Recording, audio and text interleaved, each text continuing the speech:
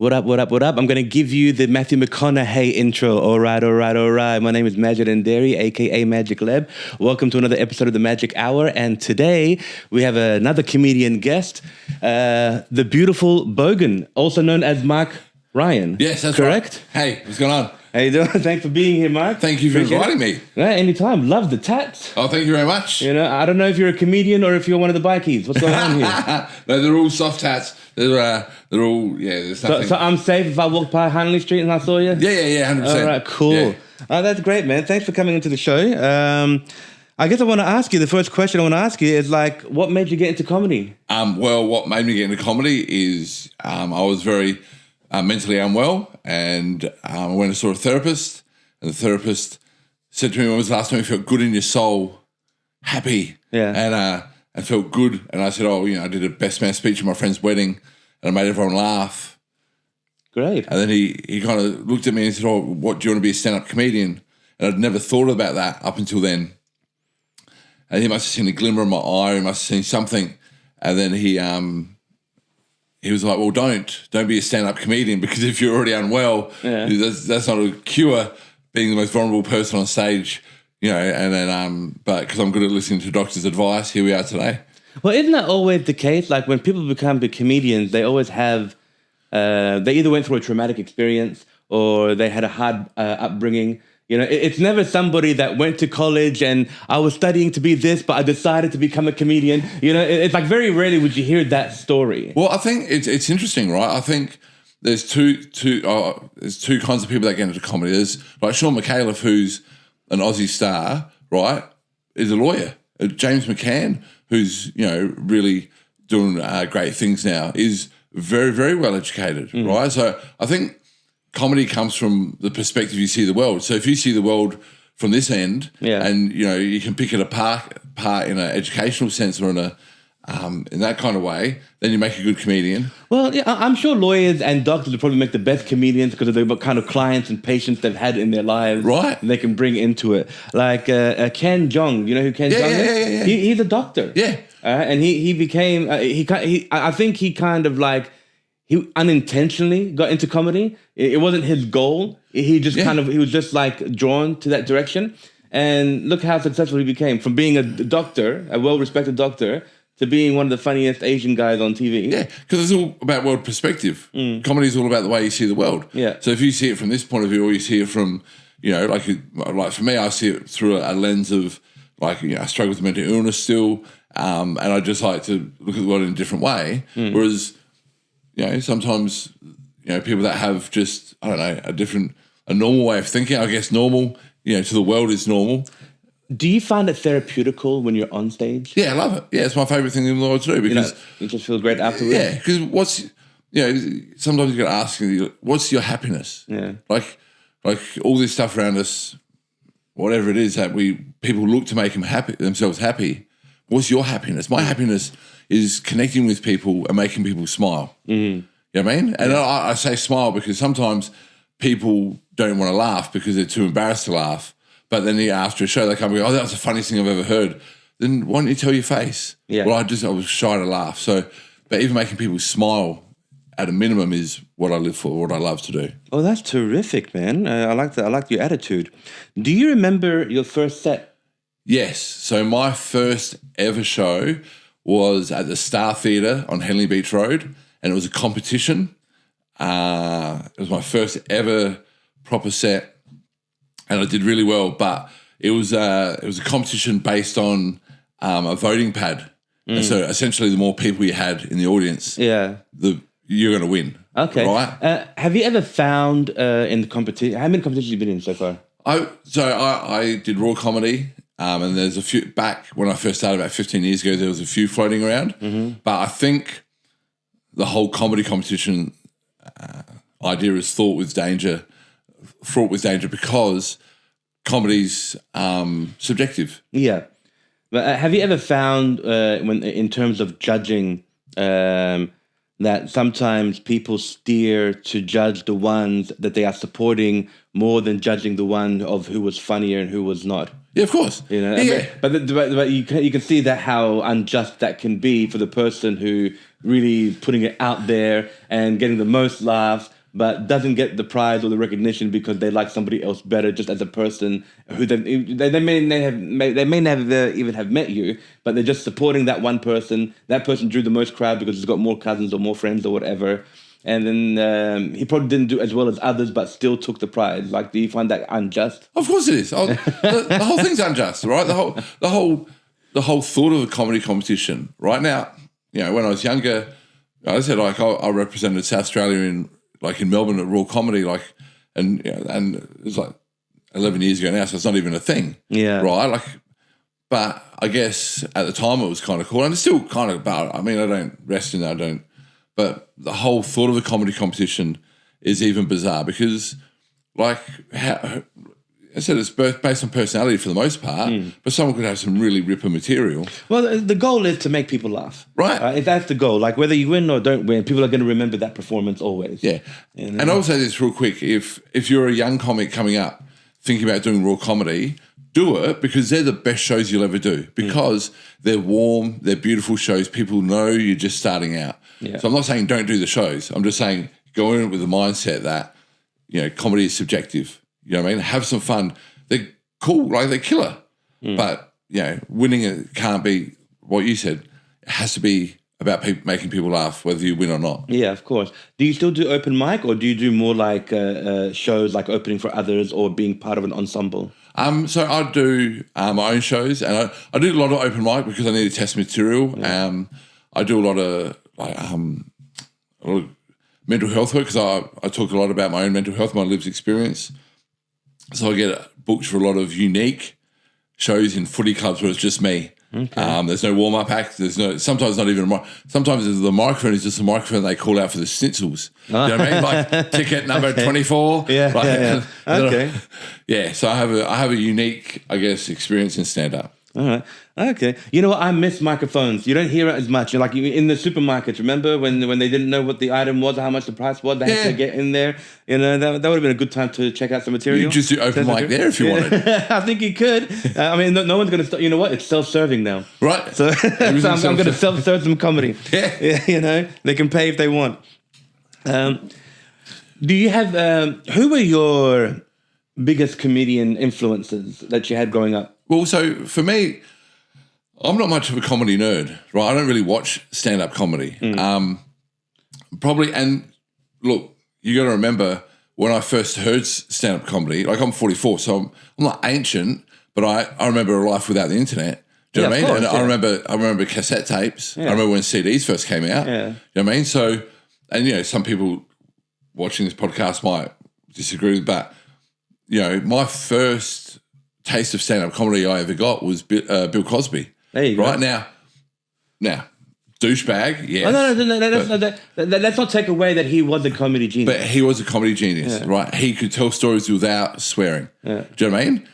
Like, he was the one that never truly cursed. Yeah. He never really, but he was funny. And his comedy bits about, you know, chocolate cake for breakfast and him and his cousin going on roller coasters. Incredible. The dentist was the dentist is incredible, right? Like that's comedy genius, right? So we put aside the other stuff and we just look at, you know, as a 15-year-old, what I listened to. That's the first one I listened to. And then I'm a punk hardcore kid, so I just kind of listened to music after that. And then I guess mainstream stand-up was, you know, watching the galas, so seeing Adam Hills, Fiona O'Loughlin, all those kind of guys become my idols. But past that, I remember a true story. I remember when I first started doing stand-up comedy, I was at the old Rhino Room and someone was talking about Louis C.K.'s new bit. Mm-hmm. And I have no idea about comedians, right? Wow. Even now people talk, I don't know. Are you knowing more now that you've been doing comedy? Not really, because I don't watch it, right? Yeah, you know, that's not necessarily a bad thing because sometimes when you're watching comedians and you're a comedian yourself, right, it might kind of stop you from being more creative or original? It might. I'm not saying that it will, because you're listening to all this stuff and it's golden, and you don't want to repeat or do something that they've done or do something even similar to what they're doing. You want to have your own voice, your own right. Yeah, right. And I think that's part of it. I don't want, I'll just tell you the end of that story real quick. So they talk about Louis C.K.'s new bit, right? Yeah. And then I, being daft and not knowing comedy, was like, oh, does the writer of Lion, Witch and the Wardrobe do stand-up comedy? C.S. Lewis, right? Yeah. I had no idea. Like, I don't know stuff. I have no idea the writer. I have no idea, right? Okay. So, but I guess that's also part of it is I don't want to get my ideas, because there's only, I like to equate it to like, there's only so many strings on it or so many notes on a guitar. Yeah. Every once in a while, stuff's going to cross over. You know, there's only so many thoughts and opinions in the world on life or whatever that, and ideas cross over. And I don't want to be one, someone goes, oh, you stole that material. No, of course not. Yeah. Do you ever think to yourself, damn, why didn't I get into this sooner? Why did it come to me now when it could have come to me a lot sooner? No, because I'm very much a person that believes in fate and believes in the universe. So when it happens, it happens. But yeah, so I kind of think that everything is about timing. Yeah. And if I'd gone into it earlier, I'd probably have a different take on the world. And if I'd gone into it later, it'd probably the universe, as much as mystical as it sounds, I think everything just works out the way it's meant to work out. So you're only 2 years younger than me. So I used to watch Cosby as well. But the two tapes that I used to play constantly after school, and I used to invite all my friends to come over to watch it, was Raw and Delirious. Yeah. Yeah. And again, I never, I hear people talk about it, but I will say this. I grew up in a very strict Christian household. Okay. So, listening to swearing and all that kind of stuff. Probably a bad idea, right? Yeah. I was fortunate. I grew up without any adult supervision. There you go. That's the coolest. I was lucky. I'll tell you how lucky I am. My dad died when I was 4, so no father figure, right? So that was pretty cool. That's not pretty cool. And my mother had to work 2 jobs. So it was just me and my brother at home.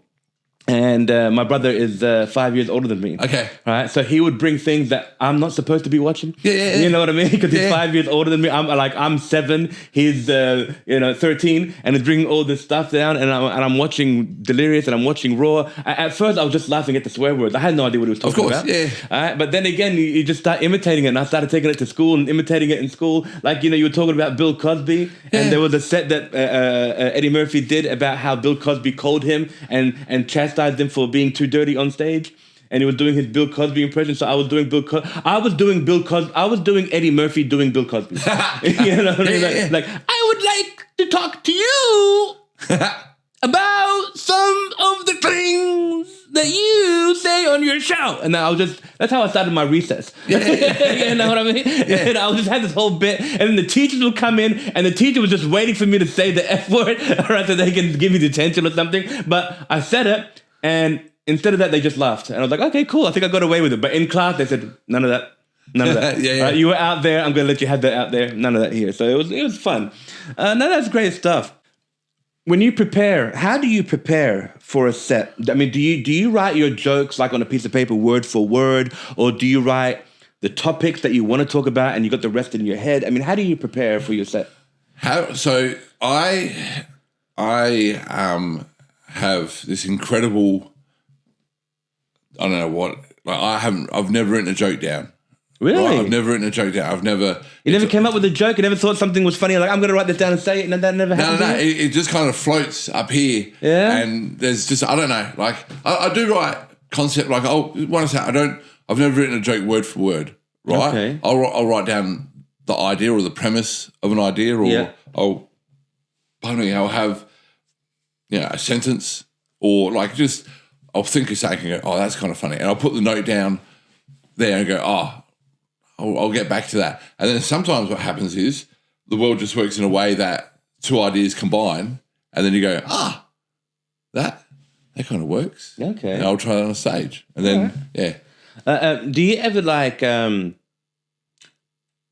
towards the end of your set ever refer to an earlier joke you did at the beginning of the set? Like, is there like a link sometimes, or like a story, an overall story that's mixed in with a bunch of jokes in between? Yeah, always. Well, in my longer sets where I do where I talk about mental health and different stuff like that, always like, and even in my fringe shows, I guess, I always like to have a callback because I like how it wraps it all up in a nice little kind of like, that's I think that's really cool. So I try and do that. No, that's cool. So you basically you're keeping it loose. Yeah. Oh, it is so loose. Yeah. Like it's.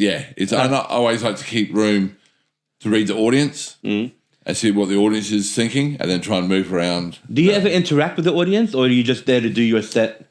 No, sometimes. I'll interact depending on what I'm feeling. Like when do you ever ask them questions, like, or do you ever put one on the spot kind of thing? Nah, not really. Yeah. No, because I think there's this culture where audiences are scared to come to comedy shows sometimes because they're like, I don't want to be picked out of the audience, and I don't want anyone to ever feel awkward at my shows. But I get that a lot because a lot of people go, I'm not going to sit down the front. Yeah. Why?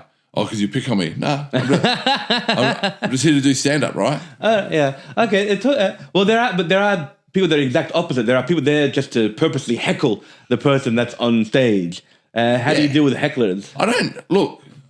I just has anybody ever said, you're not funny? Oh, come on, tell us something funny. Or what are you doing on stage or anything like that? Have you ever had that experience? Not heaps. Like not heaps and heaps. I guess my thing is like, sometimes people try to add to the show and you see entertain it for a little bit. Yeah. And then you go, but hang on a sec, I'm at my work. I'm doing my job. Yeah. So just shut up so I can do my job. And I think sometimes, I don't know, I've dealt with a few things like that, but nothing too major. But yeah, I always find insulting their mothers shuts them up really quickly.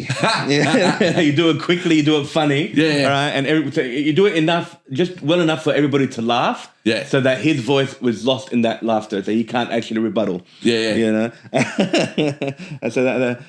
okay, you were talking about how some people that go to the comedy shows, they want to go to be entertained, they don't want to be offended or picked on. Do you feel that comedy has changed in that way, that it's created for some? Comedy hasn't created a generation of sensitive people. Sensitive people came from, I have no idea where they came from, but this new generation of all this sensitivity, all this like, I find this offensive, or that is racist, or that is bigot, or you shouldn't make fun of that. Has that in any way kind of made you think twice about what you think you should say or what you think you should not say? No, because for me, right, I try not to pick on any low-hanging fruit. I think that's lazy comedy. I think to pick on people that are less fortunate than you or different, like, it's lazy, right? It's like, funny doesn't mean you have to pick on people. No, it's not about picking on people. I'm not saying that you're picking on people per se. I'm just saying what I'm trying to convey is, like, if you were to make any kind of acknowledgement or assumption of any kind, which is for pure thought. Yeah, of course. But they take it and they say, no, you shouldn't say that because some people could be... Like, I once did a joke about how a blind person came to my show. Yeah. And he couldn't find his seat. Yeah.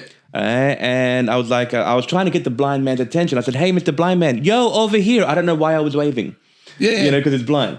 All right. And so he comes to sit down, and I said to the blind guy, I said, hey, Mr. Blind Man, thanks for coming to my show. I want you to know that I'm a big supporter of the blind. I just donated $100 to your cause. It's just a shame that you won't actually get to see that money. All right. Now, it's funny, right? Yeah, right. Now, the blind guy was laughing. Yeah. But there was one person that said, hey, that's insensitive. You shouldn't make fun of the disabled. And I was like, honey, relax. I mean, and if this guy says something, I'll listen. Are you blind? No, then shut the fuck up. Yeah. Yeah, right. Like, what I'm saying is, like, something that was just so innocent, like a bit of a banter. Yeah, of course. And then all of a sudden, bam, I'm being insulting. Yeah, but that's observational, right? You're being observational, right? It's just, and there's nothing offensive in that. Do you know what I mean? But I think some people try and walk the line between really being offensive, right, and being what's funny. And I just, like, for my own stand-up, right, I just try and be positive. Like, I just try and be positive. I don't know.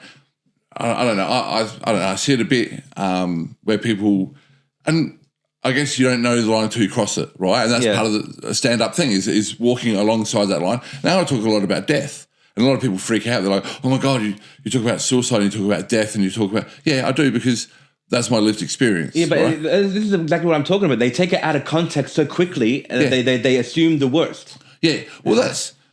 that's just people in general, isn't it?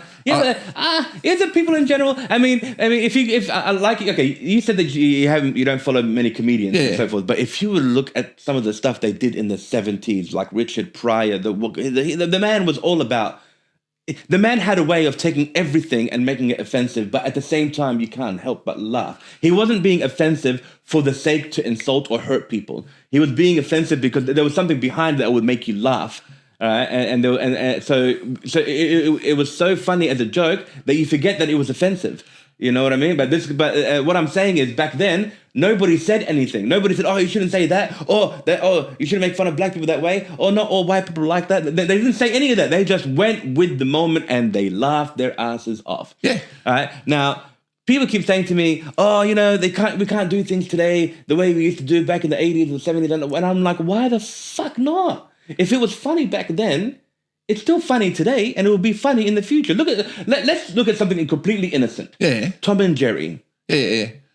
70 years ago, people laughing their ass off. After 70 years, till this day, you watch Tom and Jerry, and it's still fucking funny. Yeah. 70 years from now, that's still going to be funny. Now, what's going to happen? Our cartoon maker's going to say, "Oh, we can't make cartoons like that as violent as they used to be anymore." Why not? It was funny then. Funny now. It's going to be funny in the future. Like, come up with something original, but at least you have a guideline, a format to know what is funny and what works in comedy. I mean, Tom and Jerry is like, it's forever funny, you know. I mean, like just like Looney Tunes, the original Bugs Bunny with the original voice guy Mel Blanc. That is still funny till this day. Right? And people today would say, "I've got a problem with that." Yeah. Why? Because no man steps in the same river twice, right? Like, so society's always moving. Yeah. Right? And this is what happens. And so you move, like music, like you take music. I love music. I'm a music lover, right? Yeah. And I was just listening to Rage Against the Machine on the way here, right? Okay, cool. They're always going to be good, right? And they're political and, they rock. They rock, but their beats are good. Like, it's, they're a great band, right? So, I don't know. And to me, they're always going to be great. So, again, you can listen to them in 70 years, right? And you're still going to be like, well, they're a really good band, right? Yeah. There's other bands where just time's moved on them, right? And you listen to them like, it's outdated. Do you know what I mean? There are very few bands that become outdated. No, there are, but talent is talent regardless. Yeah, you know what I mean. And I just think sometimes we look at the past with like different rose-colored glasses, right? And we realise we're just going to move forward as well sometimes. And sometimes society, like, we're putting ourselves out there, right? And so sometimes society moves, and you just got to move with it, or you get stuck back. I don't know. I don't know much about much. No. My job is just to try and make people laugh, right? No. You know plenty. Don't sell yourself short. No. Have you ever did you ever get bombed on stage? Oh yeah, that's the best fun. Yeah. How do you recover from that? Go eat a curry on the way home and just think about what I've done. Like, if you're a comedian that's never bombed, are you really a comedian? Yeah, exactly. I've never truly bombed, but there were nights where I didn't get as many laughs as I was hoping to get. That to me, I just think, like I said, in today's generation, I think in some ways, the audience are sympathetic and polite. Like, they won't say, "Oh, boo, get off stage." Like, very rarely would you hear that. Maybe it depends on which city you're performing in. I did a bit in Bahrain, in two places in Bahrain where it killed. I did amazing. I did the same bit here, and I got a few chuckles, but the majority of the crowd wasn't laughing, and I felt really bad. And this was in the Rhino Room. I was trying to do something different there, that worked well. And then when I was walking out, two of these guys came up to me and goes, "Fuck that crowd, man. You're fucking funny. Fuck that crowd. I don't know why they weren't laughing. I couldn't stop laughing." And so you were the one that I was hearing in the background. Yeah, that was in the back. Okay, cool. Well, right. But the thing is, like, it wasn't necessarily a boo. And they say in comedy, getting booed is like losing your virginity. In comedy, you got to break a cherry somewhere, because that would actually help you either become a better comedian, or you probably just want to give up and say fuck it. Yeah. Well, I got booed last year at a corporate event, and I didn't get paid for it, like, because they essentially they booked me to do their mid-year function. Right, there was no chairs, the PA system was dodgy. People were there to drink and have their mid-year booze up or whatever, and they got me to come in and try to do stand-up comedy. And I say try. I started, but but what do I learn from that, right? So next time I get asked to do an event like that, I go, are there going to be chairs? Yeah. What's the setup, right? I can only do half an hour instead of the 50-minute show. And then I set, because you're the talent, so you get to set I guess, what you're going to do. I got booed once at another corporate event over lunch, right? Because the worst thing you can do is do stand-up over lunch. So now if I get asked to do a corporate event, I say, well, you've got to put me after lunch, after the dinners have all the plates have been taken up, right? So even from that, you still learn and go, all right, this is what I need from the corporation or whoever it is that asked me to come do the show. I set the stuff up, right? So you're always learning. That's clever. That's clever Yeah. because you don't want the waiters to come and pick up the stuff while you're on stage. It's a big distraction. Yeah, of course. Yeah. And even when you bomb, even when doing material, that's how you work out if it's good or not, right? Mm-hmm. It's the only art form that, you can play a guitar and you go, oh, that sounds really good, right? But if you tell a joke to yourself and you're like, that is funny, and it's not until you repeat it to someone else, you go, you still do the joke, right? Yeah. But that's how you work out if you're funny or not. No, right? of course. You got to continue testing those limits. Yeah, exactly. What would you say was your biggest gig that made you finally stand out? Well, I've had a few real good big ones that have been really cool. I performed at the Melbourne Town Hall to 2,500 people. Oh, wow! Yeah, that was Raw Comedy Final, and then Big crowd. I opened for Fiona O'Loughlin at Thebarton Town Hall. Thebarton Theatre once. But I think in my recent times when I've been doing the work that I do now, I did a series of shows called The Beautiful Bogan versus the Black Dog. And it was me talking about my mental illness and stuff. And the response I got from a lot of people going, hey, what you were talking about is what I feel, but I'm too scared to talk about it to anyone, really helped me go, okay, this is where I belong. This is my thing now. Okay, The Beautiful Bogan. Where did that name come from? Well, funny enough, that was my first ever fringe show. That's what I called my first ever fringe show. Yeah. And there's this real funny connection between me and another comedian called Marcus Ryan. Now, Mark Ryan and Marcus Ryan. But my name still was a C and he's Marcus, right? Okay. And so we get confused all the time. I'll get booked for gigs and they're like, can you, true story, I'll see you at the Byron Bay Surf Club on Friday. And I'm like, wrong dude. You know what? You guys should get together and call yourself Marky Mark. Yeah. He tours a lot, right? So he does all the fringes, he does all that kind of stuff, as in, as far as I know, he doesn't have kids or whatever. So he kind of trots around the world doing stuff. And I'm just based here in Adelaide for the moment because I've got kids that I want to be a good co-parent, good parent too. So for now, I'm just kind of here doing my thing, doing an apprenticeship, I like to call it. But and I'll get birthday wishes, happy birthday, Mark, and I'll be like, wrong guy. But he'll be in Melbourne, and someone will go up, my birthday is April 16, and people go up to him and go, hey man, happy birthday. He's like, no, wrong Mark. So what happened was, long story short, is our shows, we got confused, one fringe. Yeah. We got confused, and there was a confusion around me and him, and so I kind of grabbed the title of the show, The Beautiful Bogan, because whilst I know I'm not beautiful, but listen to what I'm saying, right? Yeah. I know it's, again, I know that's subjective, but the whole thing is a bit physically I'm a big dude, whatever. But my whole thing is we need kindness in the world and we need love. And that's what's beautiful. I don't know if you know Henry Rollins from Black Flag, right?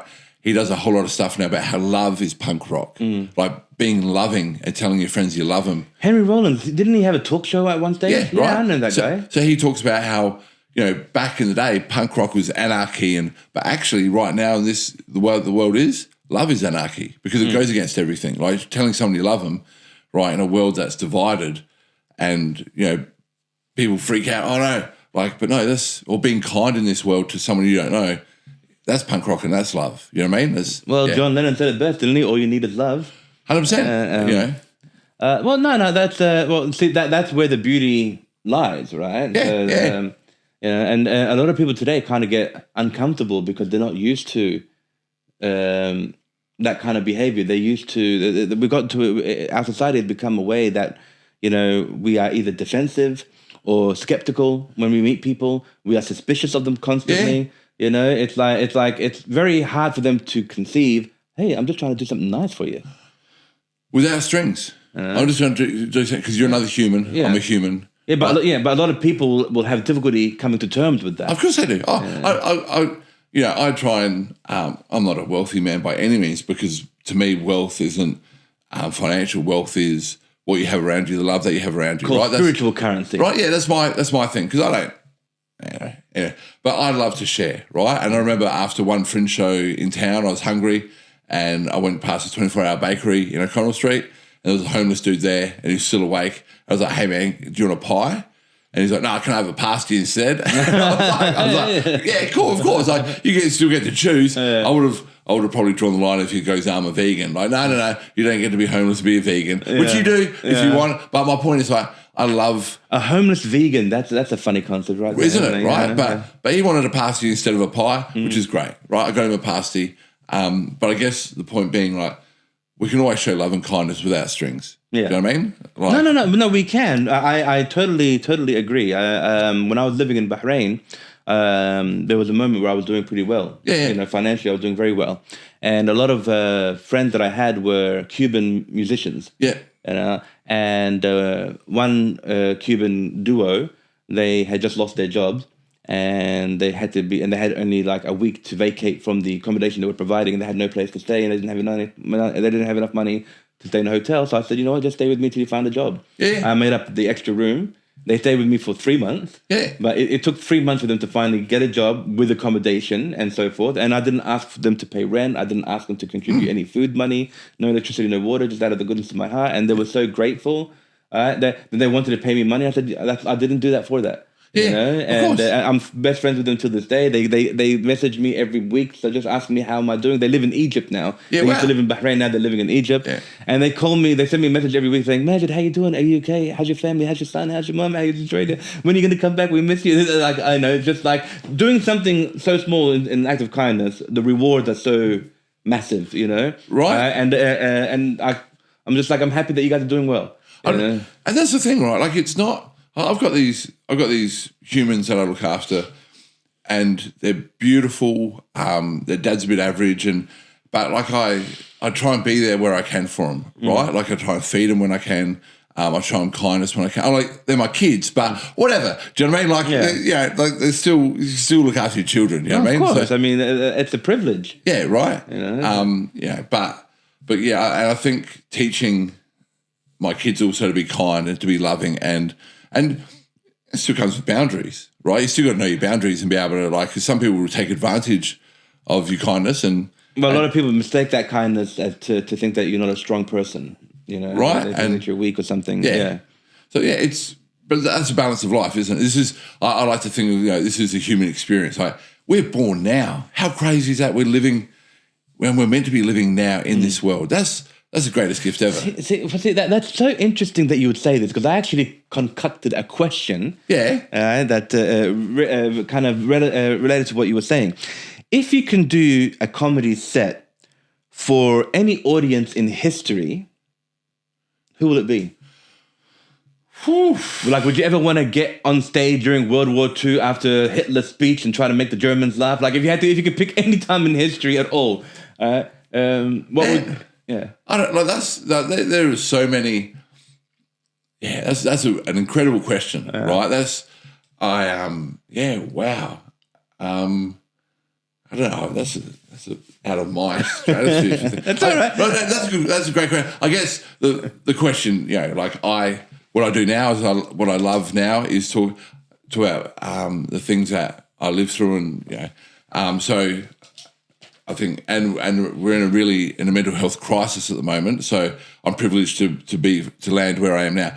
But because there are so many great times in history. You had the 70s. There was George Carlin. I don't know. 70s. You know what? 70s comedy was great. There was the Ed Sullivan Show. Have you ever heard of the Ed Sullivan Show? Yeah. I reckon the 70s would be great, because you could just all do mushrooms and then do some Exactly shows. right. You know what I mean? Like, I think the 70s is probably more relatable. I'm going to the 70s for some mushrooms. Right? Some magic mushrooms, by the way, not Aaron Patterson mushrooms. Let's just I don't want no Beef Wellington. So the 70s would be your audience, your best bet. Okay, that's cool. Yeah, no, I thought about this question, and I really don't know myself which time in history, because I feel like the further I go back, the more competition it's going to be. Because if let's say I went back to the 90s, I have to compete with Chris Rock and Martin Lawrence and Bernie Mac. Okay, let me go back to the 80s. Oh shit, we had Eddie Murphy who was dominating comedy, and had Bill Cosby, and Bill Cosby was 80s, 90s, and 70s. Okay, let me go to the 70s. Oh fuck, there was Richard Pryor. I'm not gonna say, who am I gonna? You know what? If I was to open for anyone, I would hope that I would be good enough to open for Richard Pryor. Well, let me ask you a question. So when we talk about stand-up comedy and careers and stuff, right? Now Eddie Murphy is a comedy legend, right? But I've always had this idea. Like, would you prefer your comedy career to blow up at the start? Right, like with Raw and Delirious, right? And we don't see him now. He could do stand-up whenever he wants, and I know Netflix offered him. He totally stopped it after those two, but you see, like that's not when he blew up. He blew up before that. Yeah, see, this is my knowledge is very. I don't have a lot of knowledge around it, but, that's okay, but what I'm fine. saying is like for me, I want to build a comedy career, so I would still want to, and he could still, like we're saying, he could still get on a stage now. And I think there was reports that Netflix offered him some money to do a stand-up special, and he just said, I've got nothing to say, right, or whatever. But Eddie Murphy right now, he could just he could just warm up the crowd. He could just get on stage, just say a few things, and he'll make everybody laugh, just 100%. Being himself. Which again is another question, right?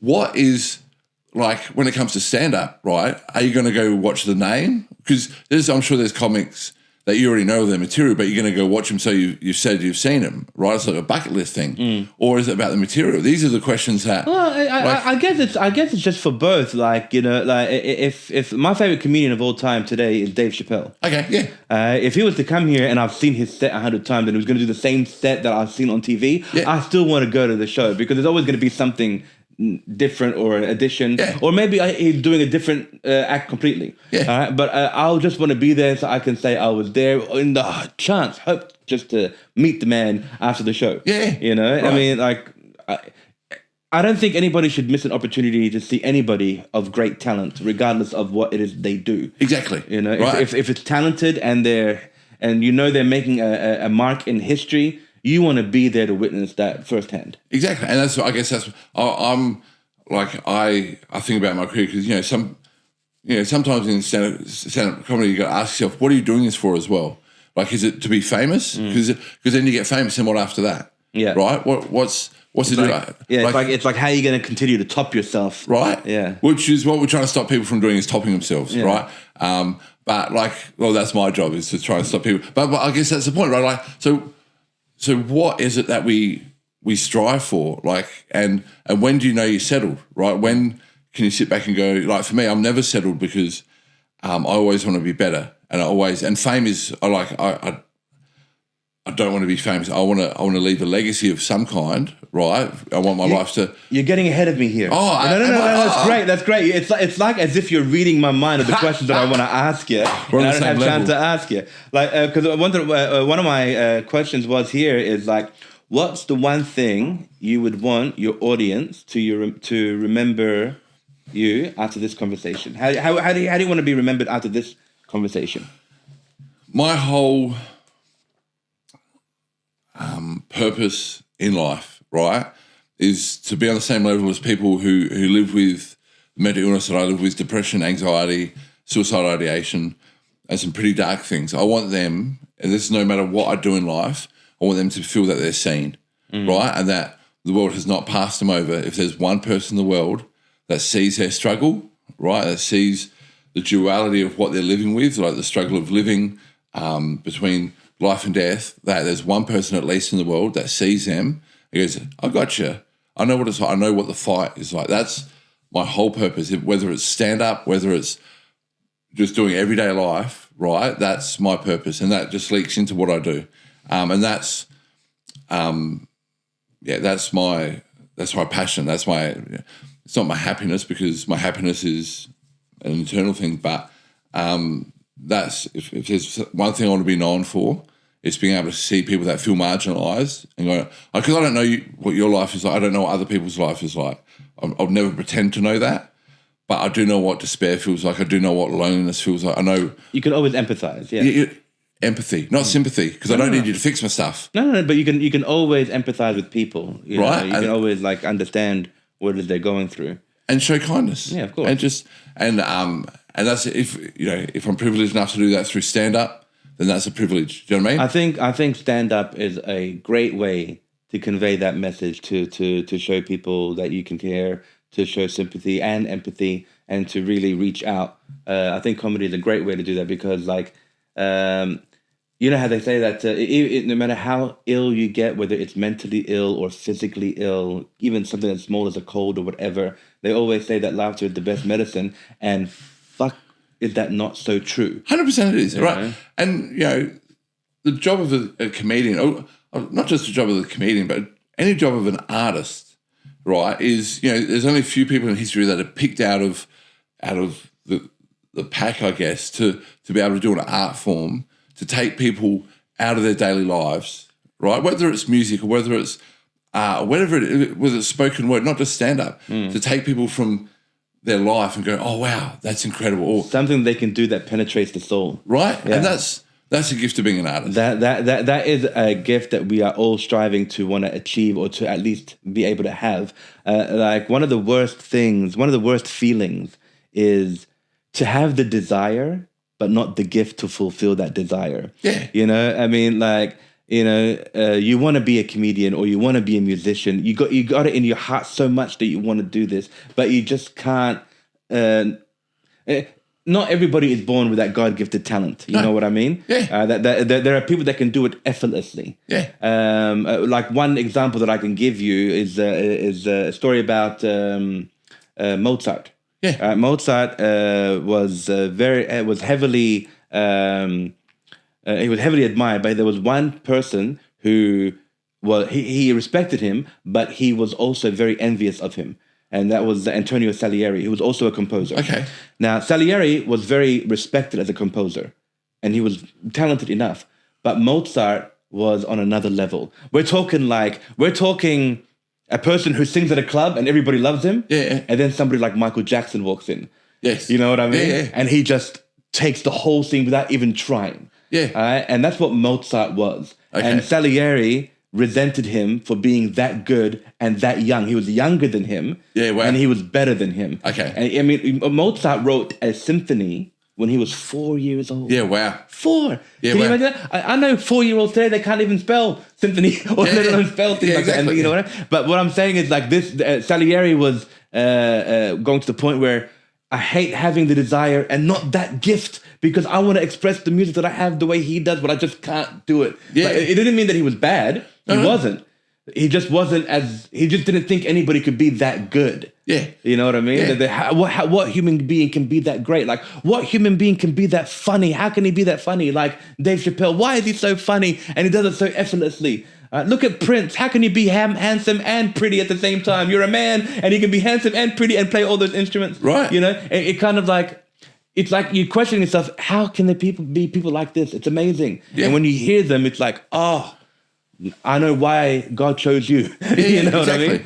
Yeah, and they're an Alexa to the world, aren't they? Yeah. Like the world needs people like that. Like, and they're going to be remembered 1,000 years from today. 100%. Like I just talked about Mozart. He died like 600. I don't know how many hundreds years ago he'd been gone. You know, but we're talking about him. I think he died in the 90s, but I don't know. No. I'm joking. You know?